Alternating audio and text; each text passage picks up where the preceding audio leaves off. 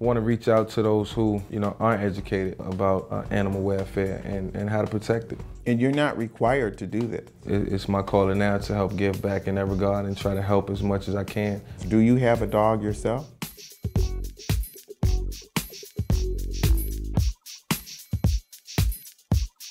Hello, I'm Lee Hawkins, and welcome to the Business of Celebrity, where I take you behind the businesses and the brands of America's top newsmakers and celebrities. Today, I'm with Michael Vick at a celebrity golf tournament just outside Atlantic City, where he's raising money for the Boys and Girls Club, but also, believe it or not, for animal welfare causes. I'm talking to him about his ongoing quest to restore his brand and his image and the upcoming Philadelphia Eagles football season. Here's what he had to say. A lot has happened since we last talked. Yeah. I just want to go over a few of those things. You signed a deal worth, it's estimated $80 million with the Philadelphia Eagles. You've gotten your endorsement deal with Nike back. Not to mention another deal as well, in addition to the Unequal Technologies deal that you already had. You've made significant progress towards settling all of your bankruptcy obligations. You have a new book coming out called Finally Free. Tell me about that title, first of all, Finally Free. What's it about? Finally Free represents me as an individual venturing outside of the box that I was in, the things that I believed in, the people who I trusted in, whether wrong or right. Going into a new realm of life and what I've become over the past 3 years since I've left prison. Me freeing myself up from I think the things that held me back, the demons that were inside of me. Not that they were bad, but the irrational thoughts that I always had. What kinds of businesses are you involved in now? I know we talked briefly about Team Vick and potentially apparel company. Yeah. I hear you're really close to making an announcement on that. What would that be? This is a sports apparel brand, catering to, football, basketball, baseball, styling of clothing, which is comfortable. So, just still some moving parts that has to be taken care of, but, I think it's gonna be great for, for the consumer, for the kids, high school, the young kids who are Michael Vick fans. And you've done a lot with your brand to restore equity in your brand. If you hadn't done that, then the project Team Vick wouldn't be viable. It wouldn't be possible. And, I thank God that he gave me an opportunity to go out and prove myself once again. Like you said, I've restored my brand. You really feel like you've restored it 100%? Not 100%, because it's always going to be a work in progress. I would say, 65, 75%. Is that a lot higher than you anticipated? Oh yeah, it's way higher than I anticipated. You're 32 years old, and you've already lived a lot in your life. I've seen it referred to as a rags to riches, rags then back to riches and redemption story. What do you think about when you think about your childhood and the things that you went through as a young person when you didn't have the money that you have now?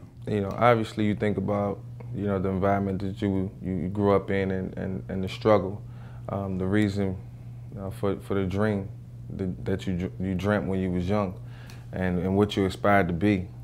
In that environment, what it takes to get there, and what type of commitment and dedication you're gonna have to put forth in order to get there. And I made a commitment to myself at a young age and to my mom that I would, put forth the best effort to be the best individual that I could be in life and not to disappoint her. I hear you're working really hard this summer. You're saying it's a football summer. Yeah. What are you doing? Man, I work harder than I ever worked before. I took no days off from the time the season ended because I wasn't satisfied with what happened last year. I really felt like, we could have accomplished more, and just don't want to leave any stones unturned. Throughout the duration of my career. Really, most of your guaranteed money will be paid by the end of the season. So do you feel any pressure yourself to keep that job? I mean, it's always pressure in the game of football. You always have guys behind you who want to play, and they should want to play. And you should never want to come off the field. I feel like I can go out and get the job done. I feel like I have the talent around me and enough people around me in order to, go out and have success this year. So, I don't run from adversity. I don't run from pressure situations. I run to it. You're getting married. Man, getting married, yeah. How does that feel? Well, different challenges in your life, different, different things that, come about when you feel like, you have to, make certain sacrifices. And, I've come to that point. So, I'm content with it. Praying that, everything works out. Sure. And, some things you just can't control, but I put it in the hands of God. We're here at a celebrity golf outing where you're actually raising money for some causes that are very important to you. Tell me about, first of all, your work with animal welfare. What is the future for that? The future will continue to move forward with the Humane Society and what kind of work are you doing with it? Speaking engagements and going to speak to the kids in urban communities and helping to bring awareness to the dog fighting situation and how it occurs and the origin of it and how to prevent it. We're looking forward to taking steps where I can be more involved, more proactive, taking that type of approach, and that's what the Michael Vick Foundation will cater towards. Just being more involved, trying to do more work. It's one thing to speak on it, but it's another role to be active in doing it. So those are steps that I want to take, and we're working towards it now. There's probably no better advocate that the Humane Society could have, because you have the platform, you speak to the urban audience. Do you think that this is a calling for you now? It's something that I should be doing based on what's transpired in my life, the experiences that I had, and I know I'm not the only one that's going to go through it, or the only one that's been exposed to it. And we have young kids growing each and every day in different communities, whether they're poverty-stricken or they're wealthy communities. You get exposed to certain things, and in certain places, in certain environments, you don't have the type of guidance, education, and counsel. So you kind of just go with the flow. I want to reach out to those who, aren't educated about animal welfare and how to protect it. And you're not required to do that. I'm only required to do the things that I wake up and commit myself to doing. And these are things that I feel like I'm obligated to do, because of some of my wrongdoings. But in a sense, turning it around to all for the better. Will you be doing this for the rest of your life? Probably. The animal welfare so. cause? Yeah, I think so.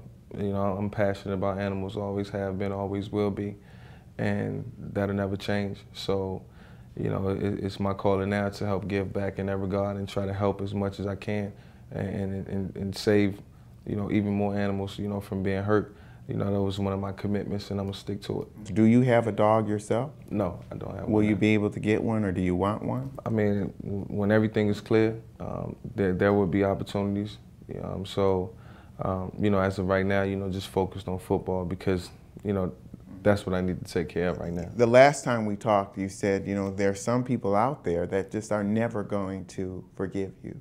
Do you feel that the people that had it within them to forgive Michael Vick have done so? Have you reached that point? I think so. I think the people who have put it in their hearts to forgive me have done it. And, that's confirmation because I walk around, every day trying to fit in with everybody. And, I get great responses. I look for the people who are smiling, and I got a good feel for, for the world and how it works and how people move and what they understand and what they don't understand. And I just try to help them. There's plenty of people who've cost me millions of dollars in my life, took full advantage of me and what I built and what God gave me, and I forgave them.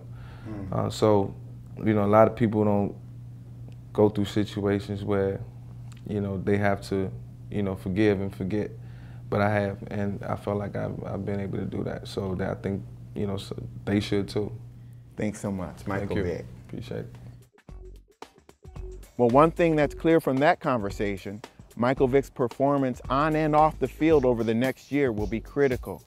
If you like this video, make sure you click like and subscribe to the Wall Street Journal's YouTube channel. I'm Lee Hawkins.